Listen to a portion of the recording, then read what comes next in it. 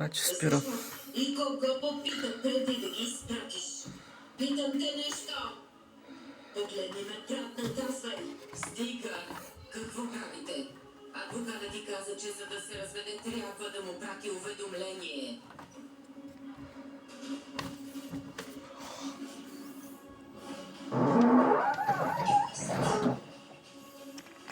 Вие сте знали?